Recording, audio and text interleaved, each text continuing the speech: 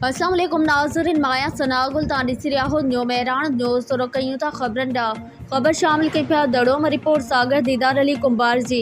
दड़ो सिजावल ज़िले में ज़रई तौसीक़ातों ऐं कमनि जो तहक़ीक़ाती इदारो मुकमल तौर गैर फ़हाल बणिजी विया।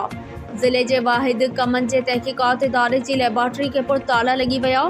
सिजावल मीरपुर बटोरो दड़ो जाती चौहर जमाली समेत ज़िले में ज़राअत के हथे न मिलण सबब ज़िले जे केतिरनि ई ज़मींदारनि ज़राअत बदिरां ज़रई ज़मीन के मच्छी जे तलाउ में तब्दील करे गुज़र करण लॻा आहिनि। माज़ी में ज़रई फसलनि सारिन हरबो कणक कमंद सूरजमुखी टमाटनि धाणनि समेत मुख़्तलिफ़ पोखिन जो मर्कज़ रहंदड़ सिजावल ज़िले में ज़रई तौसीक़ाते जे अदम दिलचस्पी सबब ज़मींदारनि ज़रई ज़मीन में मच्छी जा तलाउ क़ाइमु करे छॾिया आहिनि।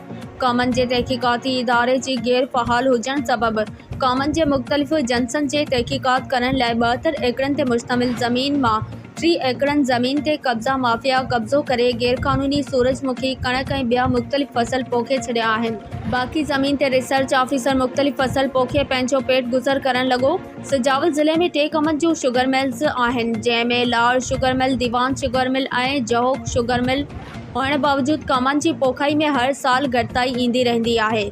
कमनि जे तहक़ीक़ात इदारे जो गैर फ़हाल हुजण जे करे कमनि जे जंसनि जी का बि तहक़ीक़ नथी थिए।